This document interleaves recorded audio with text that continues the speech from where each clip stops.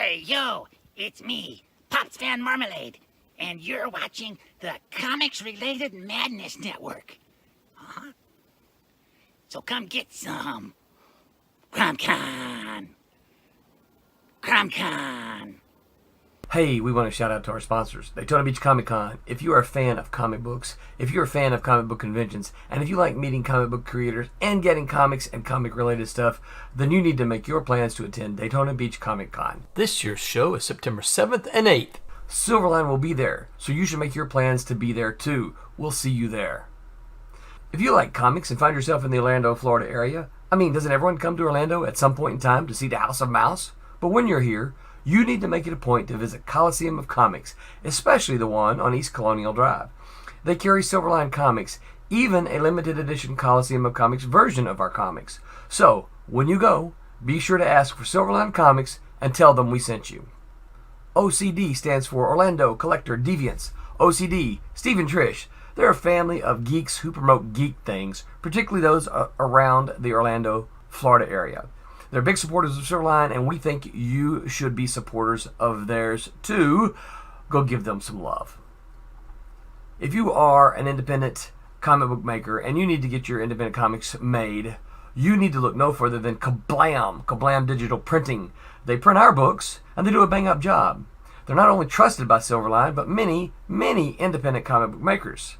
Head on over to kablam.com and see for yourself just how easy it is to have your comic printed by them. And tell them Silverline sent you. Hi, this is Tim TK, host of That Silverline Show on Tuesday. Join us at 11 p.m. Eastern, 8 p.m. Pacific every Tuesday night as we discuss pop culture and the joys of making comics. Hi, I'm Barb Kilber, co-host of Silverline's Wednesday Wham. Join us each Wednesday nights as we discuss comics, literature, movies, and anything else that may catch our attention. I'm Roland Mann, and I host Silverline's Silver Sunday. Join me every Sunday at 8 p.m. Eastern as we make mine Silverline.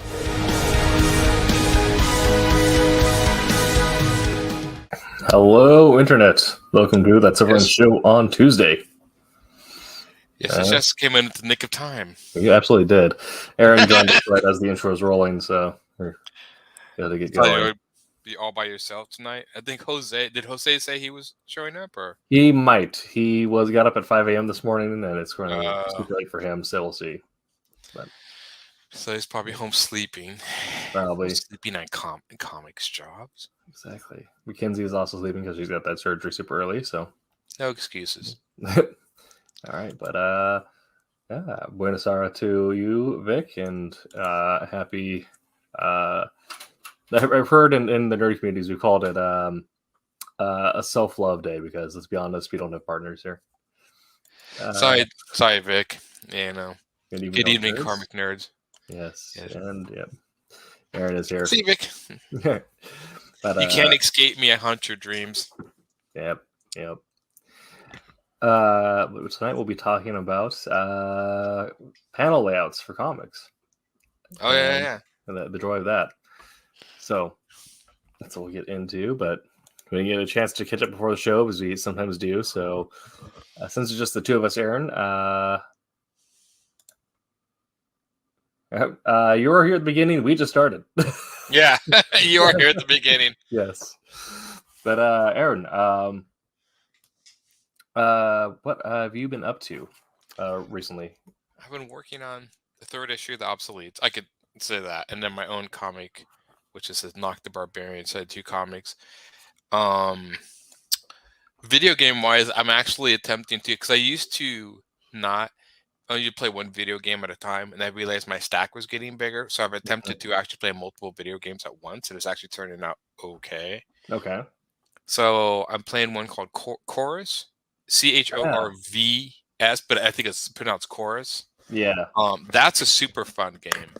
And then I think I have like Estirago, Curse of the Stars, some indie game, Cyberpunk 2077, which is fun, and then old Ratchet and Clank games on PlayStation 3. Are you doing just a main mission run of Cyberpunk, or are you doing a bunch of side missions? I'm doing a side mission. So I got through the main intro, and I'm just picking at the side missions. And I think the last one I did was helping like a Buddhist monk. So I'm like really in the game. Yeah. Yeah. So There's a lot of really fun world building, but those side missions, like, and once you go down that path, you realize you're like, oh, I'm 100 hours in. Yeah, and so I'm playing. I knew, like, when I looked at Cyberpunk, I'm like, it's gonna be a long game to finish.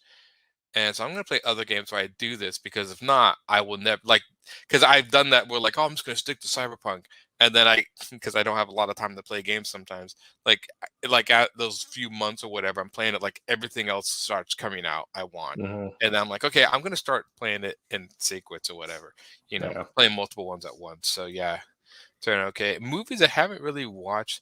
I've been watching, strange enough, a lot of TV shows about cults. I don't know. I went down that rabbit hole, so I'm watching documentaries on different cults or whatever. Still watching my Robotech series. I'm always seem to be watching that. The thing is super long. I've seen it before, multiple times. And then I'm watching Dota, the Dragon's Blood. I need to watch Dota still, but I realized that last year they put the original Robotech on Crunchyroll, so I started rewatching that. Yeah. It's funny. So. Yes. They actually did. It actually, at least on my version of PlayStation 5, it has not broken yet. Now that Vic has said that, my PlayStation 5 should start smoking in the background here and stuff. So yes. Yeah, I'm playing it on PC, and with the updates, it's been running really well. And I'm doing all right, Tommy. How are you doing? Yeah, we're doing. We're actually on a date, Tommy. I mean, yes, it's internet date. Exactly. Not really doing anything today. My next date is actually going to be this weekend, going to see Ant-Man. Kind of avoided Valentine's Day. What? Did Ant-Man come out today, or is it Friday? I think Thursday. Okay, yeah. The midnight show. Thursday midnight, so Friday. This is but the fourth one, right? For Ant-Man? Yeah, or is this the third one? This is the second Ant-Man. No, this is the third Ant-Man. Yeah, this is Ant-Man, Ant-Man the Wasp, and then this is Ant-Man and the Quantum something. Okay, so this is the one. Yeah, but he also had a lot of stuff in Civil War and some of the stuff. So it kind of felt like the fourth one, but it's actually just the third one for him, I think. Okay, so Thor was the one that's had 4 movies out. Yes, yes, okay. Lawrence killing. Yeah, I mean, if you're into it, the wait between it, especially since they took so much time just to focus on TV shows. If you're following the MCU series, it's kind of like, man, I haven't done my thing in a while. Yeah, because I've watched WandaVision. I haven't watched any of the other TV shows. I've heard they're hit or miss.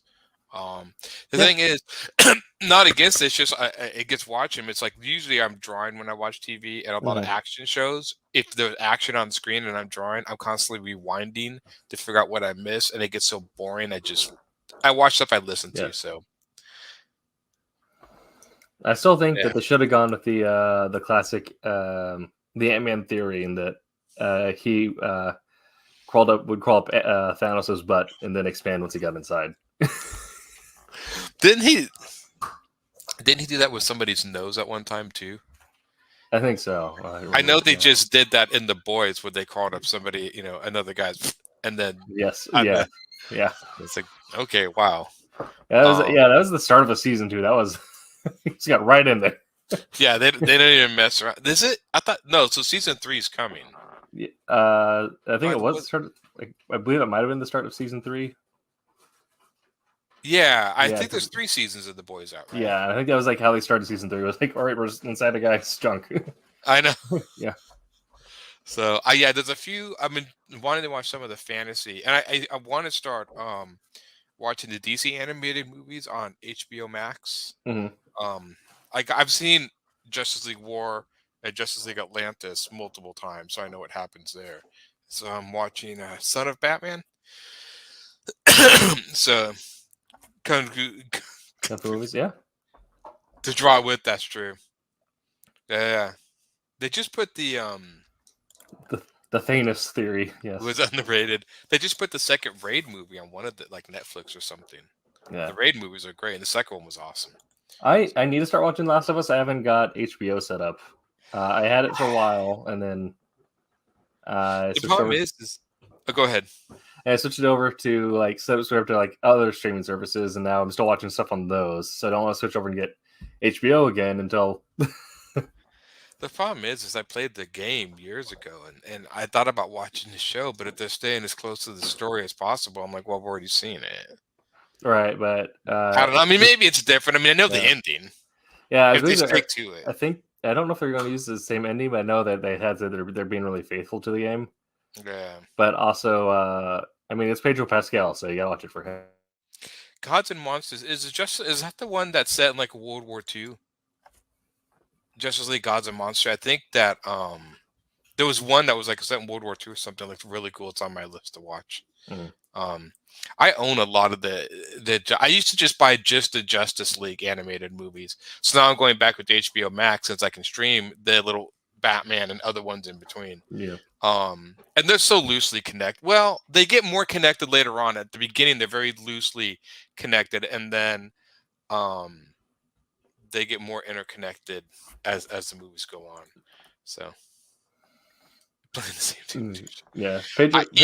Yeah, he is really good at playing a specific type of person. But I never played the second game, but considering what they did to the storyline, I wasn't really interested. I heard enough like little what they did in the second game. I'm like, nah.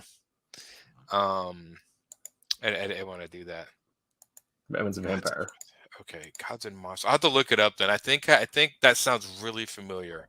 Like I've seen that. There's like 25, 30 Batman anime. I'm going through, but I'm trying to like fit the anime. I actually have that on I think DVD or Blu-ray. And I started watching it and then I got interrupted or whatever. I'm trying to I'm like right now my goal is to finish Robotech and to finish Dota and then move on to those. Because I always get sidetracked and then I go like, oh, what was that other series I was watching? So I'm trying to finish series before I get sidetracked to something else. No, I mean, yeah, that's true. Pedro Pascal. Care for special kid. Yeah. Oh, he's talking about the Mandalorian. Yeah. It's I don't know. I didn't really see. I don't really think the cast members match the game that much. But I don't know. Like I said, I played the game. The game was really well done. I've thought about watching it, but I may just wait till it's all out.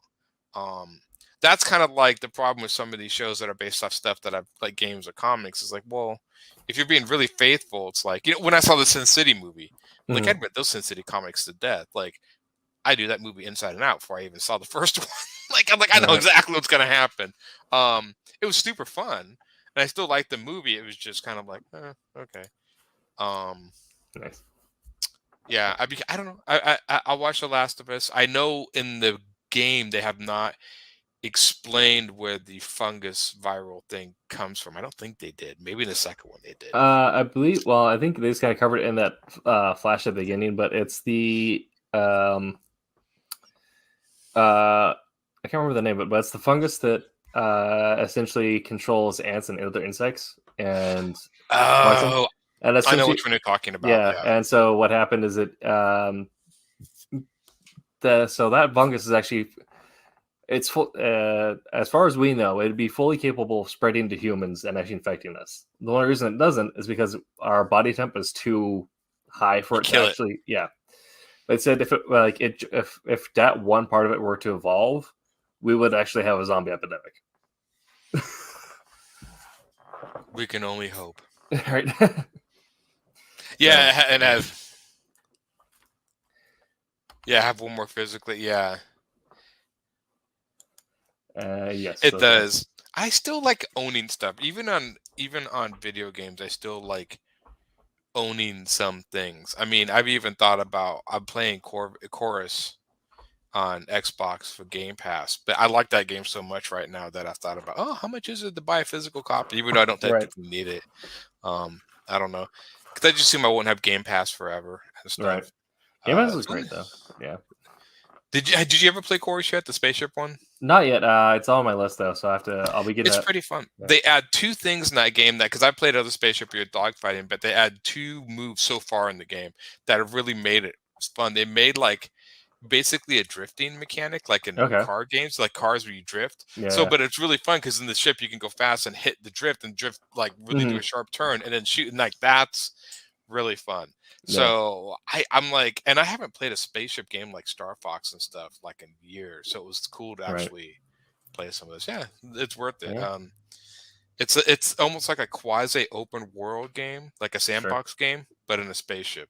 Okay. No, I've never seen anything like it before, and it's really Yeah. pretty fun. I've probably been to. I play a game called Elite Dangerous, which is a yeah. simulator where you're in a spaceship, and that's the whole thing. They just Yeah. added on foot stuff to it, but yeah. Yeah, go in there. All right. So about the layouts, Vic, getting this on Yeah. subject.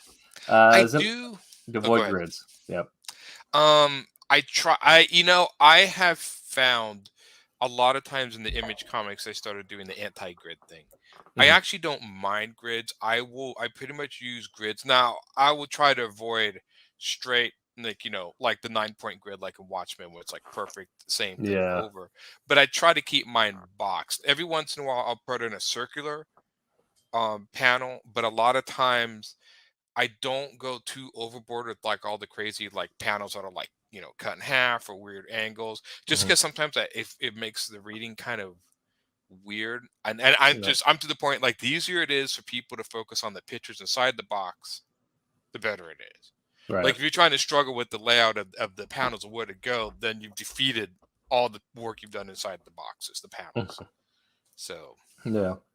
I don't know if I particularly have anything against the grid. I have something against too much of the same layout back to back to back. I try to break that up Yeah, as much so as I like- can, at least. Yeah. It's like if they have like a a standard grid or whatever, like 3 rows of 3 panels or whatever, Mhm. and then it cuts in the next page is a splash, or it's doing something else weird with it, doing a mosaic layout, whatever, and then get to whatever, like that's fine. But if it was all grids, that might feel a little dry. If it was all mosaics or whatever, then it's gonna my eyes will bleed by the end of it, and I'll have to go back and reread it because I didn't know what I just saw. Dean Zachary does a lot of mosaic, Yeah. non-gridded, and he does a good job at him. I've done those. I'm trying to think. I've done those a little bit, but yeah, because I mean, like, Watchmen is like the big famous comic, and it used a 9-panel layout, I think, to the whole thing. I think that was their thing. They never changed Yeah. the format. But I do think, like in my Knock the Barbarian comic, the one thing I've tried, so I'm trying different things. One, I'm changing the color of the border panel.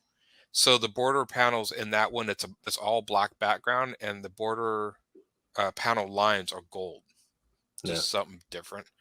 I think the one thing that's funny, I think sometimes with technology we get so caught in what traditionally is done that we forget, like, well, yeah, with the technology we can like change the colors and format and do all sorts of crazy stuff, and I think that could totally work. I think it depends on the comic.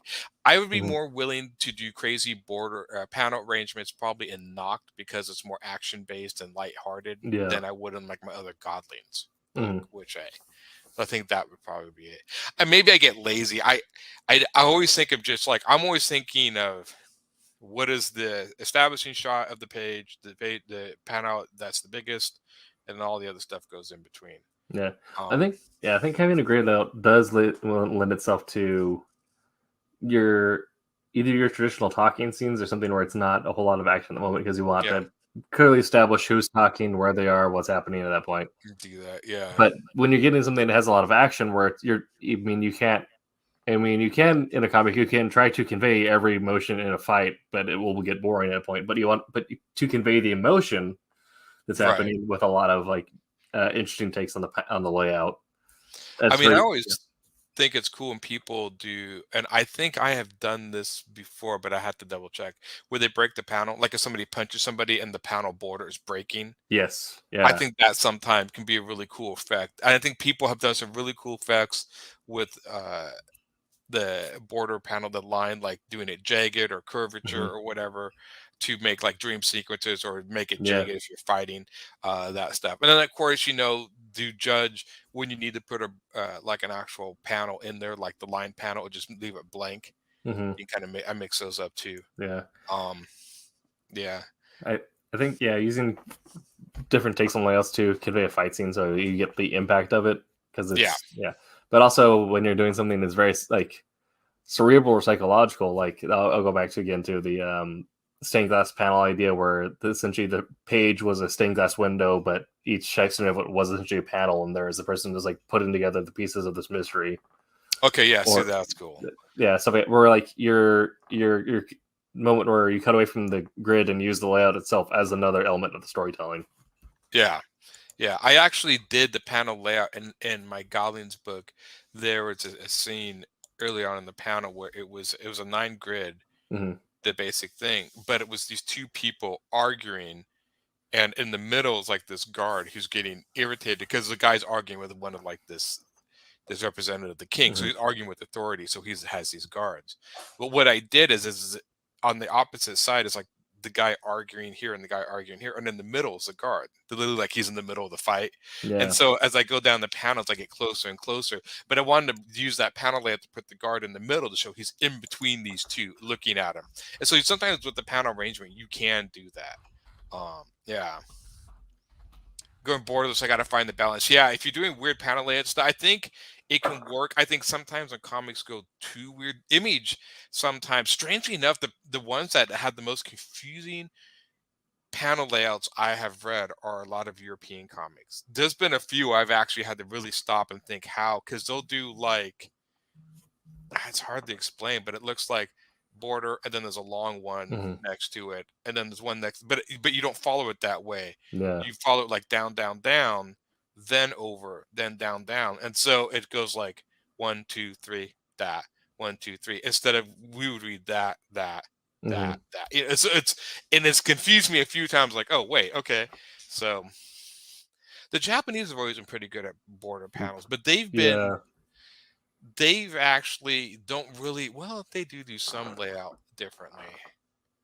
It seems like a lot of their stuff that were just more focused on the pictures than composition. Yeah, some of them are wild. I know the big thing that D. Grayman had some weird ones. Which one? D. Grayman. Yeah.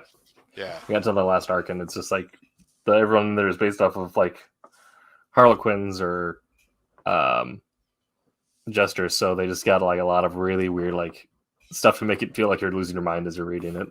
Oh, see, that's pretty cool. I remember Appleseed used to, and there you can put the coin in the jar.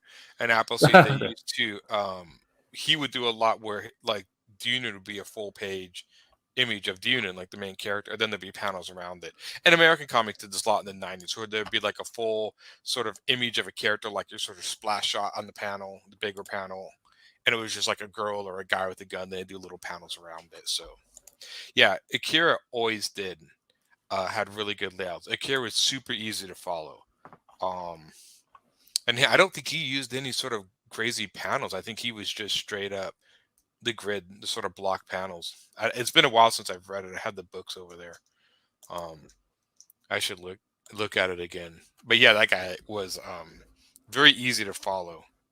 And I've tried to study that more because I know when I first did comics, people had a hard time reading my stuff. So I really tried to focus on making it as clear as possible.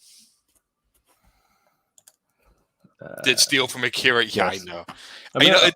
I didn't even realize he did that till somebody like one of the things like, oh yeah, he stole Akira buildings and put him in like Spider-Man or Spawn. I'm like, really? And I looked at him like, oh my god, those are, because I've read Akira multiple times. I'm like, oh wow. I was like, well, I mean, a lot of like modern like nerd culture entertainment has been like the 80s and then early 90s, like this DP influenced all that. So I mean, the Japanese influence from Akira to Robotech and the first Gundam all the way to over here with Blade Runner and Terminator and stuff, like everything nerd culture in some way pulls something from one of those. Oh god, yeah. So it's funny. I'm trying to think. Image was the one that got really big, and I pull from. I mean, at least ideas from all sorts of a lot of ideas from video games. I always thought. I will admit, I did like the Angry Hulk movie. I liked how he used comic book panels to do transitions to scenes. I would love to see another comic book movie do that. And if I'm not mistaken, I think didn't Scott Pilgrim movie do that a little bit? Yeah. She-Hulk did at times as well, because that was She-Hulk's whole thing, is just breaking the fourth wall, save moments where she drops from one scene to another or whatever. Okay, Yeah. I haven't watched She-Hulk, but that makes sense. Yeah, it seems. Yeah, because I know a lot of people didn't like Ang Lee's Hulk. I thought it felt like a comic book movie in that sense that they're putting that to comic. Yeah, Yeah. Savage Dragon's Out's a crazy, always worked to me. Yeah, yes, he said what, like issue 300 or something or something. I don't know. I can't remember. But yeah, he's always but I think he does crazy layouts and stuff too. No. Yeah. All right. Well, I also have some more questions here. No. Okay. Just no. Yes. I heard kind of over some of these naturally, which is kind of dope.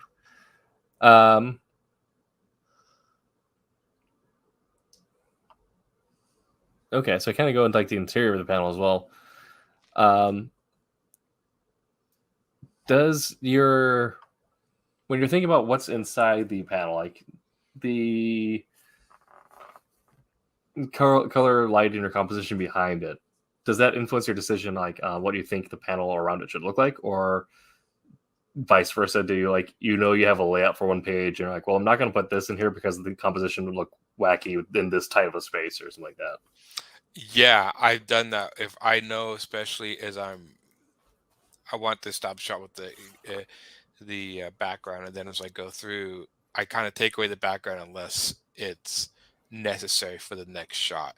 Mm-hmm. But there's always where I'm focusing, and I try to also, if I'm using background colors like solid colors, I try to make that either bleed in or stand out from the rest of it. Because sometimes that what's drawing your eye first, and so I don't always win, but sometimes I do.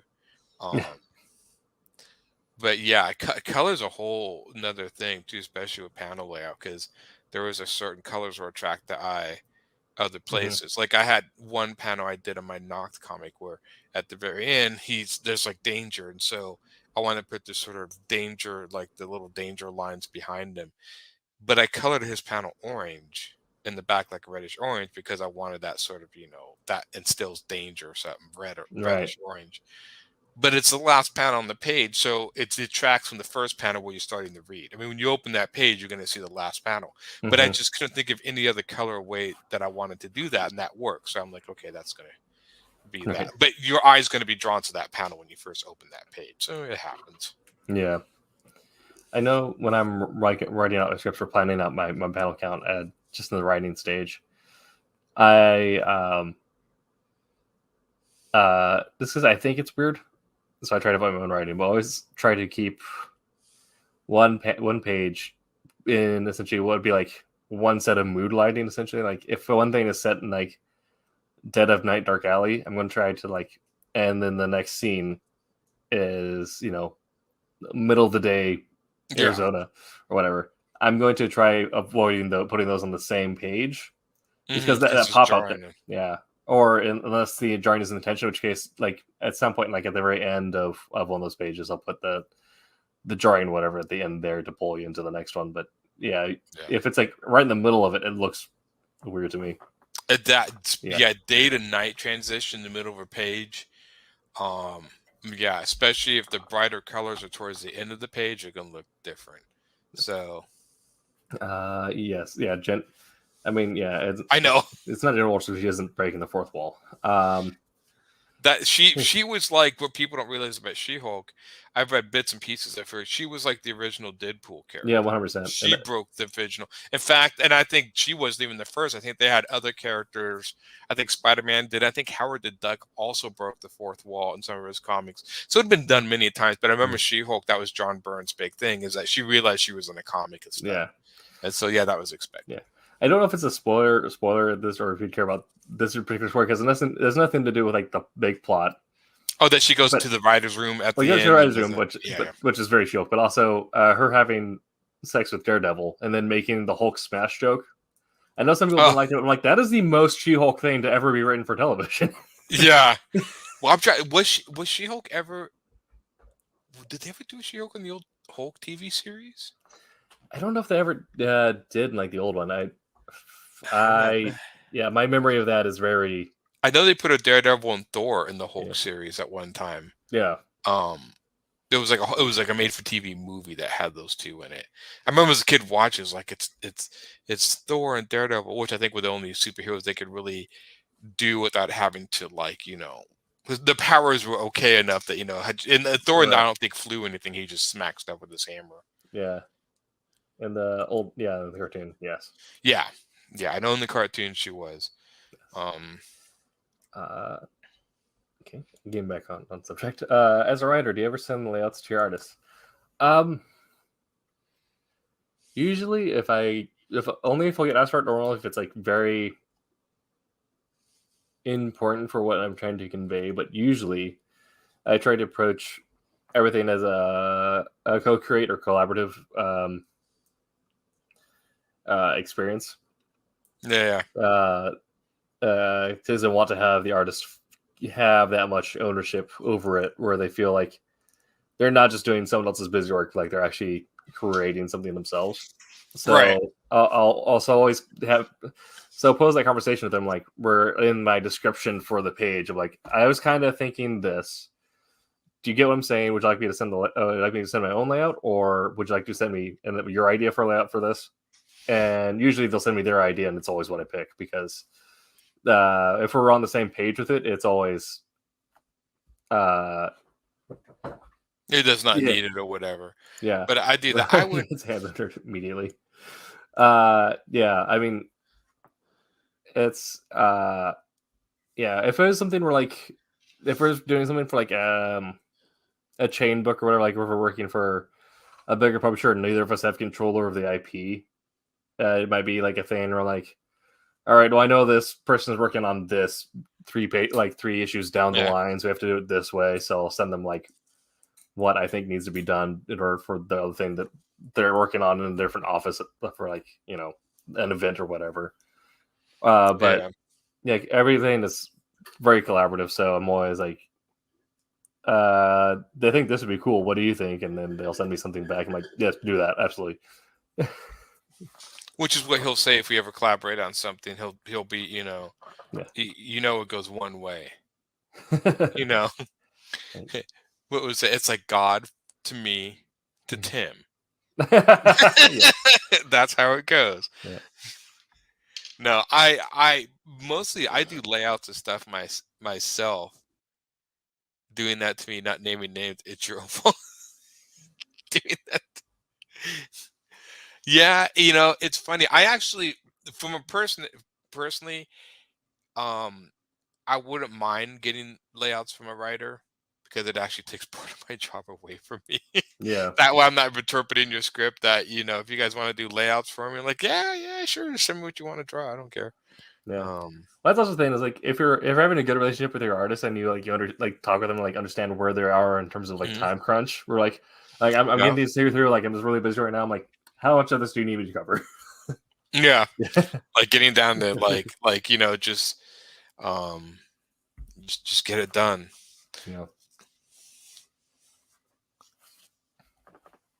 Yeah, and then if you're an artist as well, and then, because most of the time I don't really write a script. My scripts that I write for myself are very bare bones, and I don't really. I describe like in a little sentence what happens in the panel, because I already know. It's mostly just scripts for me, and mostly just to keep track of the dialogue flow, the flow of the dialogue, and so I'll put the little script of the panel, like, what's supposed to go here. But then once I start laying it out, I look at the dialogue and see how it flows with the panel layout. I try to keep in my stories like a perpetual motion, keep things kind of moving forward, perpetual motion going forward. So yeah. I mean, as long as you want to, like, that's also another thing, is like your panel layout needs to be congruent with the tempo that you set for your storyline. So if it's a fast-paced action comic, you're gonna be doing probably fewer but more flashy, or even like angled in such a way that the panel layout helps the reader get through it at the tempo which the story is going. Right. Whereas like Remotes for Wolf Hunter will go from like an action sequence where it is like, we've done like, dog fights where you have a 3-panel page, because it's you want to see the big planes shooting guns. That's the cool part about it. But then you get to back room I'm lying to you, you're lying to me, interrogation type scenes. You might slow things down, crave yourself a bunch of small panels because it's just you and the artist aren't trying to get anything flashy in the moment. You're trying to give the letterer space to put in a bunch of dialogue, essentially. Yeah. Yeah. Because I'm trying to give some emotion. And a lot of times, if I draw stuff, I expect a lot of stuff to be covered up by word balloon panels. Hmm. Because you can only leave so much space sometimes. Yeah. And then it's up to the writer if he wants to add all of his dialogue or trim it down. That's up to them.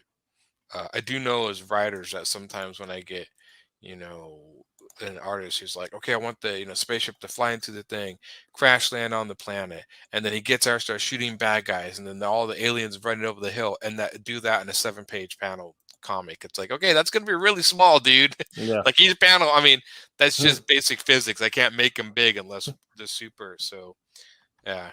Yeah. That's yeah. And you're lucky if they tell you to do that across more than one panel. Yeah. Yeah, pacing is hard. A lot of people need to get better at the pacing. We don't need to breaking speed for a dialogue heavy scenes. If there's a fight, it doesn't be that exactly. Yeah. I mean, yeah. I like, when people understand pacing enough that they know where to break things. It's like the moment where it's the classic fight scene of boom, pow, crack, wherever everything's just like finish punch, finishing or whatever. Yeah. And then you get to setting up a final blow or setting up something, and you get the panel of the punch like hitting the chest or whatever, and then the punching through into the next one or something like that. So you end up getting this moment where they knew what their pacing was doing. They knew exactly where to like flip it essentially to build investment or to relieve tension. Right. Yeah. I think also pacing has to do with what Vic is saying. Pacing is also know when to stop and take a pause. Mm-hmm. Splash pages are really good. 2-page splash pages are really good at like pausing. Yeah. Those key moments, especially in battles and stuff. But yeah, a lot of people, and I think I would much rather see with dialogue more spaced out than having somebody speak like 3 sentences in one panel. Yeah. Like just it, because you just and also study how people speak. I know a lot of people, especially in comics, when they have characters talk or write complete sentences, which you should write complete sentences, but sometimes that's how people talk. Yeah, Eastman had incredible pacing, especially in a lot of the old Ninja Turtles. But just space out your dialogue. You don't need to. People put info dumps on like a few pages, and I've read a lot. I just read a comic the other day that the comic was more telling than showing, and that's something that I see a lot in comics. Just show me what's going to happen. I mean, I think the first part of the comic, I see this a lot happen in fantasy comics more than anything, because maybe I read those, where they spend the first few pages like, this empire is going for this empire with this, and then this, and they explain all these words. And like, I don't know I don't care about any of that. What is this about? So, yeah. I mean, that's like recently, like there have been 2 examples of characters that have like had really natural dialogue that has fit really well the panel, and has done a lot to make the quality of the entire book just really stand out to me. Yeah, I liked Tom Taylor's Young Superman, because the kid just figured out how to be Superman. So you have moments where he gets somewhere, pats himself, and is like, well, crap. And like, most natural dialogue you could have is like a teenage kid. The other one is Black Tom Cassidy in X-Force. Like, he's just kind of a weird character. Hello, random dude. Nope. It has been very contradictory tonight. Oh, we'll find something. Yeah. But Black Tom, he's speaking in third person. But then also somehow he managed to get a like weird Louisiana mixed with Irish accent into like written word. I don't know how they managed to do it, but you hear it when you're reading it. But just having this guy who's saying like, Black Tom listens to the veg. Sleepy. Yeah. It's so well written. It's funny. There's I've been reading the comic called Vamp Blade. Finished up the series. He was one of these guys that his stories were such breakneck pace, but it actually worked in the context. I think it had to do with the humor and the sort of the slapstick sort of nature of the story. But the breakneck, I mean, there's always something random happening, but it was fun. It was well done, and it kept me reading really fast, which I like. I usually like comics. You know, if I'm reading, I want to keep flipping that page fast. Yeah. I've never been a big fan of comics that have like 1,000,000,001 words. Yeah. I'm like, I just know usually most of the time they're telling me all this stuff, and like, you could just show that. You don't need to Yeah. tell me. The only time that I personally do the longer words on what I think is useful is when you're telling the noir story and you're at the moment where like you got the classic like the guy puts everything together. Yeah. And but even then, that's mostly because it's been a trope that everyone's been used to for so long that having. But when it gets really is when you combine that with good visuals, when you give the artist room to like do the same thing, and then you also have the guy putting it together in his head. When you combine the Right. two, that's when it really stands out in the comic. They did a really good job with that in the Sherlock TV series when they would Yes. show how he's deducing. They would focus in on things or whatever, and Yeah. you could actually do that in comics really well. Oh, I mean, 100%. yeah. I always thought that was. I was never good at writing mysteries. I don't know. Mm. I was always because you there. I think to me maybe because I don't write them, but I always felt there was a technique to writing an effective mystery because you don't want to give too enough away, but you want to give enough away so it isn't balanced. I've never been super good at it. You can always find ways to cheat it, and I find the more I study writing, the more I realize that all mystery is just cheating. It's like with Wolf Hunter, spoilers for issue 2, which good news, issue 2 is actually getting close to mostly illustrated. We got an artist for it, but the idea for something I've seen like that where a bunch of people is trapped in places, you can write a lot of dialogue. Everyone's going to be talking to each other, and all the pieces are in place. There's pieces for the wrong puzzles. The idea is that everyone is lying, or everyone is trying to keep a different mystery. But so the mystery this guy's looking at is what everyone else has no like affiliation to. So he's just given a bunch of information for puzzles that he's not actually looking at.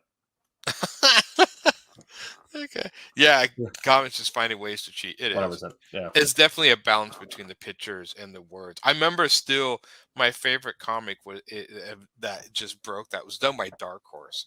It was the second Dark Empire comic, the Star Wars Dark Empire. Yeah. And I remember even panels like they would show Princess Leia and Han Solo running down a hallway, and literally at the top in a caption would say Princess Leia and Solo runs down a hallway. Like I'm like, is this some sort of weird? That's why I started noticing. I remember that comic. It's been years, so maybe I'm thinking too much. Maybe that's not really happened. I remember reading that, going like, this thing just seems to repeat itself. Like, that's why I can't go back and reread like Claremont X-Men because man, that was every issue. Well, he would just go like Storm would be, doing a wind or snow, and in her head she'd be like, well, if I can crystallize this and that and to do that, and I'm like, okay, I understand what you're trying to say, but just show me. She freezes stuff. Got it. Yes. So yeah. I'll say what I thought was really good was kind of going on was Neil Gaiman's Sandman. Fast-paced panels with not a whole lot of dialogue, but just a lot of visual too. The cutting from that to all the dialogue, smaller panels, as Morbius says, like, by the way, mortals, here's what you've missed. Man. Name it. New creator here, wondering what your thoughts on more good paneling. I have some really edgy Anglo-Orthodox paneling. Wonder if this is something to replicate. I mean, if that's the type of story that you're telling, or if that's your voice, then the best thing I would do is I would just take a layout or do a page and just have somebody read your pages, not even with the dialogue. Just say, can you follow this train of sequence? I mean, can you figure out what has happened? I have, strangely enough, try to get non-comic readers to follow it, because if you can get somebody who doesn't read comics to follow it, then you're pretty much safe with comic book readers, because it is a language. And I've had people who don't read comics can't figure out what's going on. So if your layout is enough that most people who don't read comics can generally figure out what's going on, then I think you're pretty safe. Yeah. Yeah, I mean, that's it. And I mean, if you're looking for like a specific styling, I mean, all art is borrowing and stealing what we've seen before. You're never going to 100% perfectly copy something, but if you're like, I really like how this looks, I'm going to always focus on Yeah. doing your own take on something. Oh, yeah. Yeah, it's like if you see something that you think sells action really well in one comic, when you're doing your own comic, just kind of think about that in the background, Yeah. and you'll probably figure out how your version of that looks. Or just figure out what you like, what they do well with it and stuff. Mm-hmm. Yeah. I keep Claremont's name out of your mouths. Yes. Oh, yeah? Yeah?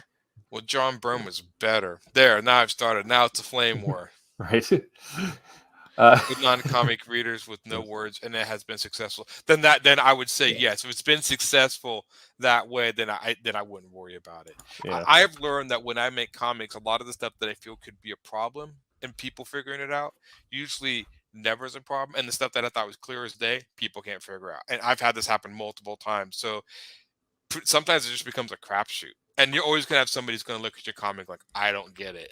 And so just understand that's almost a guarantee. Yeah. I don't understand what's going on, and so that's when you take that comic away and slap them upside the head. And what are you thinking? And give it to somebody who reads comics. Not just, but yeah, I've had people not, and I was like, I thought this was clear as day, and they just don't get it. Yeah. I'm the weird edgy kid. I like Brubaker's X-Men. Oh yeah. Yeah. Yeah, there was Chris Bacalo is an amazing, is a really good artist, but there's been a few comic layouts, and there's been a few panels of some of his comics that to this day have no idea what he drew, not a clue. Don't get it. And I even have a hard time. I love his art, but even I have a sometimes hard time following his stuff. And it's just weird panel layout. So. Yeah, like Martin has a lot of influence from Dean because I had a bunch of ferret ads in my old Protectors comics. You influenced from Dean? I just quit while you're ahead. That guy. Dean can't draw. He's been faking it for years. Stealing my stuff is what he's been doing. I mean that's what you gotta do with those. You don't fake it till you make it. You just keep on faking it until you fake it better than everyone else, essentially. Yeah. No one knows what they're doing. No. And it's funny. I do think, I will say, I do think comic books are a right place to experiment in. Oh yeah. Because I think it's the cheapest place to experiment, because it's not, if you mess up here and there, you could always go back and fix it for the ease. And I've done that over the years where I see something that bothers me in months out. Even after I have issues that I publish the comics that have a mistake, but I'll just fix it when I see it. And then the next issues will have that mistake fixed. So I do that all the time. Yeah. So, and I remember there was a character who had 3 fingers in one of my comics. And I drew a cover with him with 4 fingers. And I just left it because I'm not going back and changing that. So there's some mistakes that just stay in there, and that's what it is. All right. So I mean, yeah, and also like, just as like a genre as a whole, comics are already just such a weird space. Yeah. That are the normal tried and true method for comics is superpowered people in tights fighting what are essentially evil clones of themselves most of the time. So yeah, experimenting with art or whatever is. I just read a really cool comic. It's called the Ewita Hunters to copy Aaron's fetus's art. Yeah, I mean, Dean's not skilled enough to copy my stick figure drawings, so that's not probably going to happen. He gets the lines all wrong. I mean, if you can't draw a line, you're not doing stick figure drawings, and that's what Dean fails. So, and Dean can see, all of this stuff. What was the panel? I lost my train of thought. I was thinking of something. Have you ever been confused by a comic? Has there ever been comic, like any specific one that's confused you? This day you have no idea what's happening in it. Not that probably, and then I probably blocked out on my head. I do know one that first thing that I go back through it a couple times was actually Ray. Ray through 3080, something like that. From Valiant. It's not that it was confused. It's just the layout was so dry. Yeah. Yeah. So it's funny because I like a lot of that was the one thing about the old like the Rye and Magnus is they told comics really well, but they were also very dry and to the point. It was Yeah. something about them, especially when Image is going on and like we're gonna do this traditional comics. I'm like, yeah, I'm not winning that one. But strange enough, now I know they were the most readable compared to Image comics, but they Mhm. weren't the most exciting to look at compared to Yeah. Image stuff. So Everything. yeah. Yeah. I think. Well, actually, no. Ninjak did have a few layouts where I'm like, let's add them in here. And that was I think Kusada did some of, or maybe did no, I think he just did covers. Yeah, Joe Kusada or something worked on Ninjak. Yeah, Ninjak was a few of them. And I think Yeah. Well, I'll tell you that. Like, there's been no, because even like I think I'm not sure what exactly it is. I think because oh, what's the name? Hack and Slash. They have some oh yeah. confusing layouts, but it's never.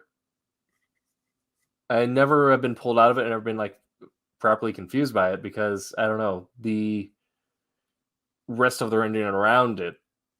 As it kind of pushes you through. I think it was like some of those panels were just so busy, in addition to being awkward, that's what kind of forces you to fall out of it. There's been a few Bloodshot's always good, yeah. yeah. And Bloodshot back in the day and then the new one, some of those are the Turok. I remember the Turok ones. That was Bart Sears the one who did the original first issues of Turok? I know he did covers, I think. I don't even know what happened to Bart Sears. Bart Sears, I always considered Bart Sears divorced Vallejo of comics in a little bit, just because of Boris Vallejo was always like everyone was in a continuous state of flex, Yeah. and Bart Sears was the same way. I didn't think the art was bad. That was just like every guy looks like he inflated themselves. I remember the Bart Sears how to draw Bart Sears and Wizard. And it'd be like, draw this bubble and this bubble and this bubble and this bubble. Now draw a line to connect all the bubbles, and you have an arm. And I'm, okay, Bart. uh, yeah, I remember him doing, and I think he did a comic, some chrome guy, like muscular guy that was like silver chrome, and then there's a muscular girl that was gold chrome. But I don't know if it was for a comic or something. I just remember that from Bart Sears. It's been a long time.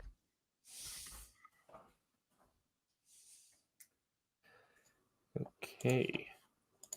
Hello? There it goes.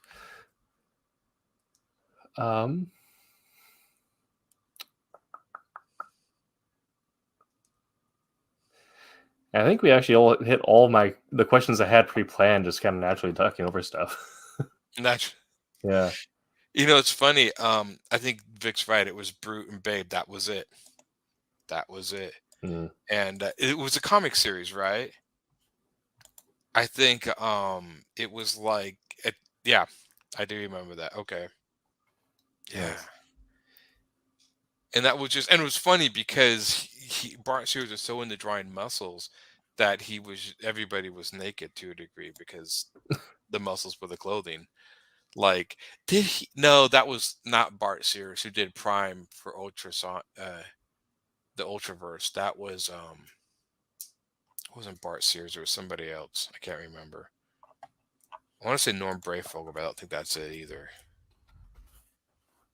No, only one. So not it was only one. Okay, so it was only one. I knew Bart Sears was like one of the slower artists. Like he wasn't like he would put him on an issue or whatever, then it would take a while for him to do another issue. So yeah. Trying to think of other panels. Any other panel related questions? If anyone in the chat has any other things that are related to panels or been over all my stuff. Yeah, well done with Tim's nonsense. Yeah. No. Well, I know we have a Kickstarter going for the Fire Rush in Cape Town. Yeah, double check on that while we're here. I'm not sure if we made goal or not. I know I am working. The second issue of Obsoletes is penciled and being inked, and I'm like about halfway through the third issue of penciling it. So the Obsolete series will be done. Prime #1. Okay, it was Norm Brayford. All right. I thought it was. I remember he did really good Batman stuff. I like Norm Brayford. Didn't he do the Batman Vampire one? I think that was Norm Brayford. Maybe that was somebody else. Like the Red Rain. I know Norm Brayford did one. I think it was called it was the one about a demon. It was a Vietnam guy turned into a demon. What was the name of that comic? It was actually pretty decent. He had like 2-3 series that was independent. Now I can't think of the name of the comic.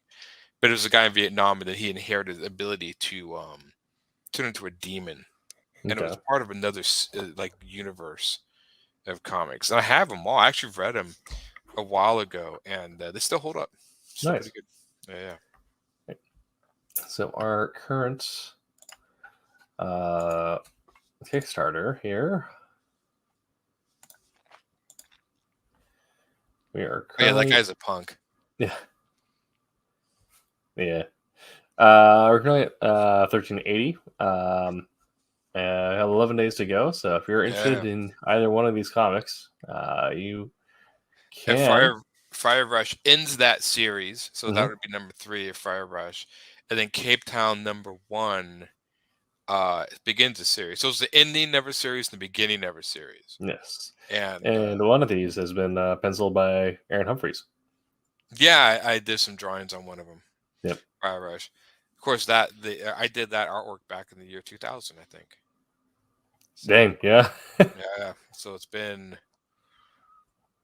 23 years, 22 years. Some of that. That's I look at that stuff. I'm like, oh, you could definitely tell it was me, but I'm like, oh yeah. I've changed my style since then. Yeah. But that's what you should all judge me on. Is that new stuff doesn't matter. It's what you do here. And they showed some materials of Cape Town, I think, on there too, didn't they? So I believe we have. I'm not sure who there it is. I'm not sure who the exact artist on Cape Town is. Find out down here.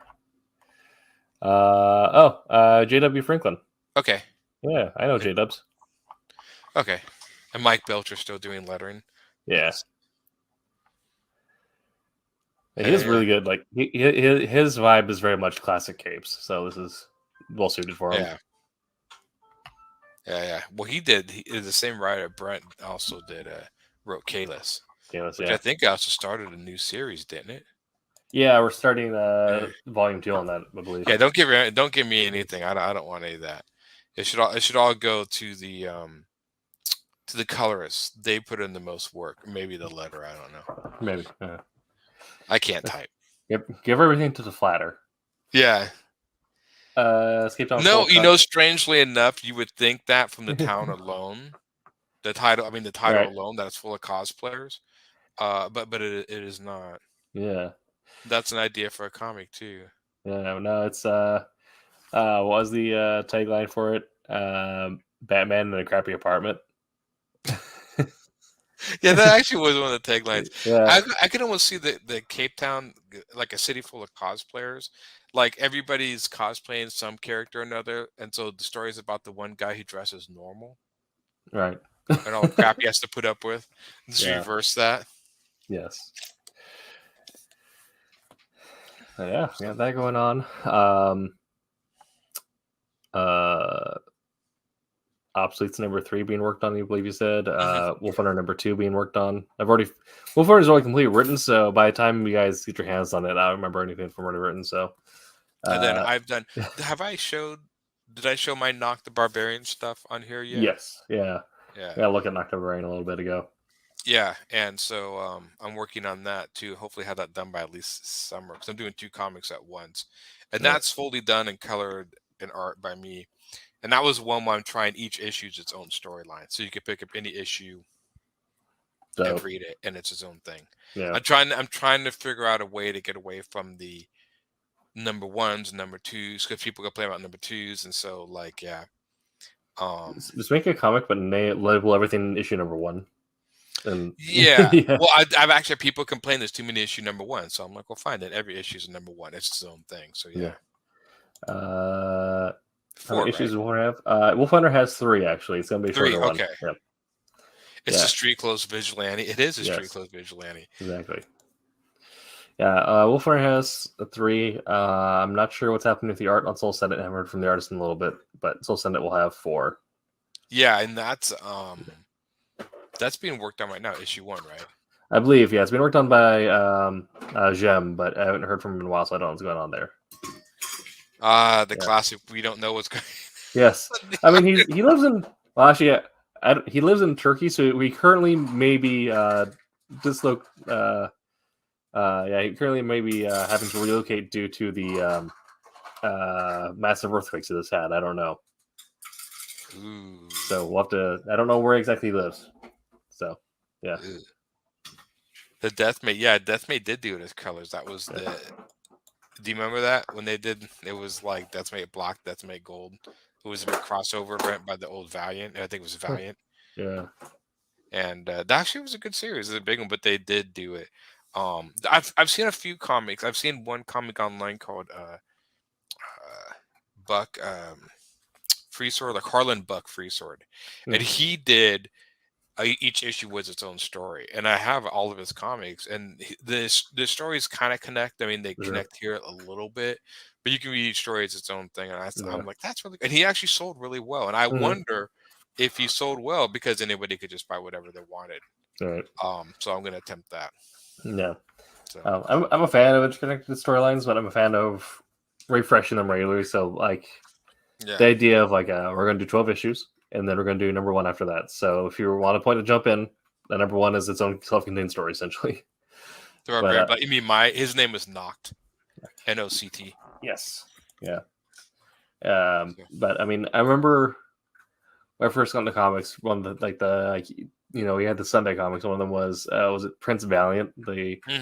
Where it's like we're gonna have this 8-year epic told 3 panels at a time. Oh God, and the people won't realize is though like. Like that's the precursor to the web comics. Yeah. Updated once a week for a few panels. But man, yeah, a lot of times you'd read those and they would try to give you an update, but oh my God, it's hard to keep track of it or whatever. Yeah, I like loosely. Well, I know Usagi Yojimbo. I remember growing up reading Usagi Yojimbo and stuff like that, and always really liked how like you could just read any Usagi Yojimbo story on its own.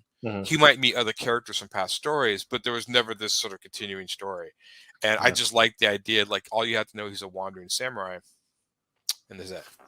Yeah, that's what I'm doing. The spooky Halloween colors. That's where I'm trying to go. So it's mixing Halloween and barbarians, which is an odd combination. But then I just like to mix weird stuff together. I mean, I'm into it. It's dope. Right. Oh yeah, we have been that Silverline show on Tuesday. We'll be back next week. Be sure to check out Wednesday Wham Silver Sunday, 8 p.m. Eastern, Wednesdays and Sundays. We have a guest tomorrow night. I can't remember the name of the guest. Yeah. So I have something over here now. We actually created a calendar so I can actually see what our topics are ahead of time. Yeah. So they sent it to the wrong email. That's right. Okay. Yeah. Yeah, they're gonna have Chris Wozniak tomorrow. It looks like. Yeah. So that should be cool. Next Tuesday, we're gonna be talking about inking. So hopefully Jose can make it. Will we talk about inking next week? Yes. Back then, I actually started digitally inking. It's sad that I can usually digitally ink. I can ink stuff way faster. Strange enough, just because I'm not dipping the brush as much in the ink.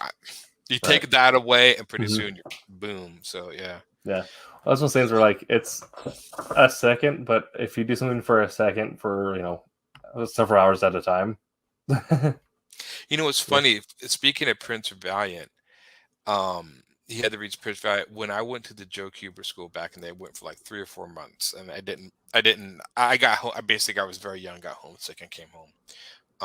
Went to another school, but when I was there, I'm trying to remember her name. There was a guy who inked all the chainmail on the Prince Valiant. I think it was Prince Valiant cartoon strip. His name was Tex. I think his name was Tex. And he was an old guy in his 70s. And what's so funny is every time he'd give us our assignment, he would just sit and sleep in front of the classroom, like just nod off in his chair and sleep as Nice. we were working. He was a really funny guy. But I remember him, he said because I know this because he complained about inking all the chainmail in the Prince Valiant comic. So if you read Prince Valiant and see all the chainmail that they had to ink, just think of poor old Tex sitting there with his brush, cursing the artist for drawing all that. Yeah. Saying that. Yeah. Jeez. All right. Well, we'll be back next week, and hopefully Jose shows up for the episode about inking, since he is an inker. An inker. He keeps telling me that. Right. Yeah. So. All right. Well, hopefully see you guys next week, and until that time, make mine Silverline. Make mine Silverline. We had an end here and somewhere. We got moved. Got moved around. There we go. I'm April Hunter. Make mine Silverline. All right.